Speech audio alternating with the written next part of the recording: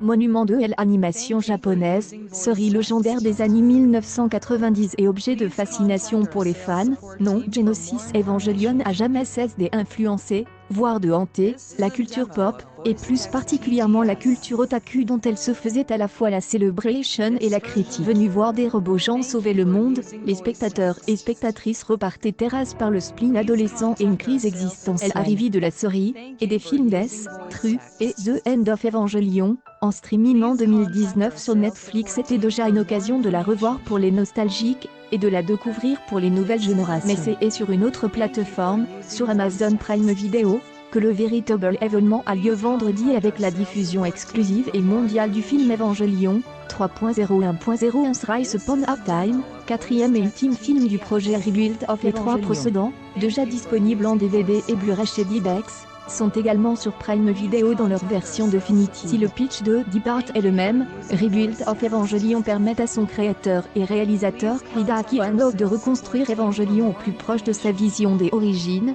sans problème de budget et avec une fin différente, car Evangelion est indissociable de Hideaki Anno, comme cette pix peut être de David Lynch. Le résultat n'est pas vraiment un reboot ou un remake, mais un Evangelion nouveau, autre, qui vient compléter, éclairer la série originale, mais aussi la personnalité originale de assez rare en interview.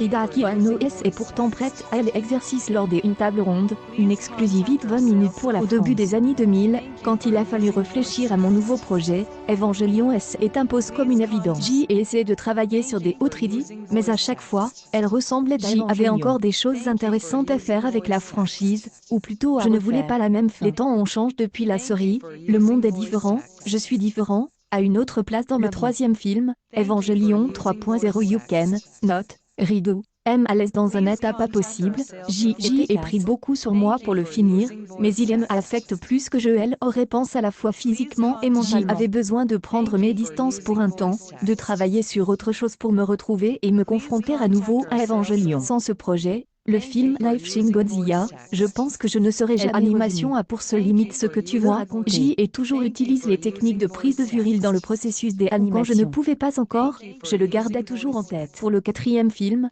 Evangelion 3.01.01, j'y ai pu employer les dernières avancées technologiques, comme la motion 4C. C'est vrai que j'y ai eu un sacré budget pour les films Rebuild, mais il y avait beaucoup de choses que je voulais faire, comme les prévisualisations des scènes d'action. Un processus difficile, coûteux et impossible sur une série. Mais je n'ai pu avoir un tel budget uniquement parce que c'est Evangelion. Je ne suis pas sûr que j'y aurais l'occasion de retravailler avec un budget de cette envergure. Les opportunités sont rares au Japon et il faut que ce soit raccord avec mes idées. De toute façon, je vais me focaliser sur le live action pour un temps, et peut-être revenir à l'animation. Dans la série, Shinji n'était pas prêt à affronter le monde. Il n'était capable que de parler de sa propre histoire, dans un réflexe de survie presque égoïste. Dans les films, il est plus mature, et capable de regarder autour de lui et d'aider les gens qui l'entourent. Il y a une différence, elle se situe là. C'est le propre des œuvres, d'être interprété, voire mal interprété. Cela arrive tout le temps. Nous créons des univers, des histoires, des personnages, mais comment ils vont être recus dépend vraiment des gens. Les personnes souffrant des anxiétés ont pu ainsi se sentir plus proches de Shinji, de son mal-être,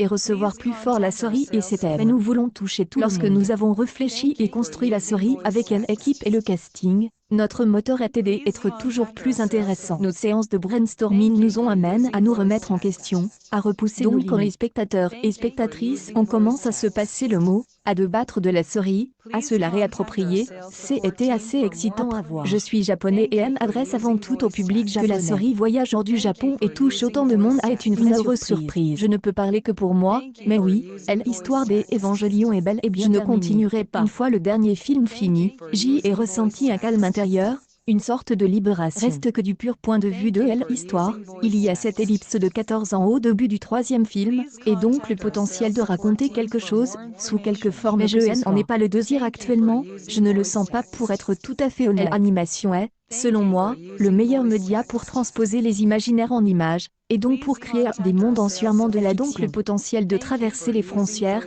les cultures. Il ne faut pas oublier qu'à une époque pas si lointaine, les dessins animés étaient considérés, et souvent destinés aux enfants. Mais cela change, l'animation est maintenant pour tous, pour les adultes, et la démocratisation des plateformes et des séries en